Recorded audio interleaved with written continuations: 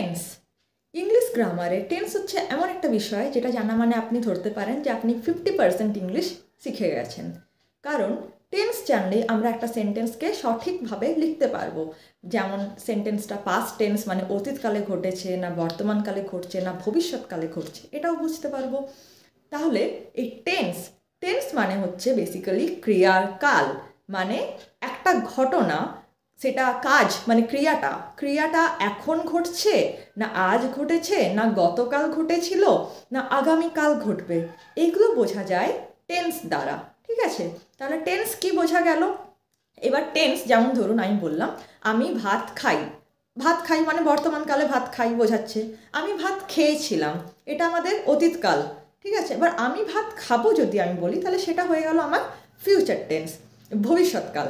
ঠিক আছে, তাহলে টেন্স হচ্ছে ইংলিশ গ্রামারে মূলত 3 প্রকার: present tense, past tense, future tense. এবারে বিভিন্ন টেন্সগুলো সম্বন্ধে আমরা আলোচনা করব পরের ভিডিওতে। এবং শুধু টেন্স নয়, এই টেন্স লেখার সময় টেন্স জানার সময় আমাদেরকে জানতে হবে ভার্বের ভেরিয়াস ফর্মস, মানে যেই ভার্বটা ধরুন এখানে আমি ইট বললাম, ইটটা পাস্ট টেন্সে চেঞ্জ হয়, ফিউচার টেন্সে একই থাকবে। এগুলো সম্বন্ধেও আমরা পরের ভিডিওতে আলোচনা করব।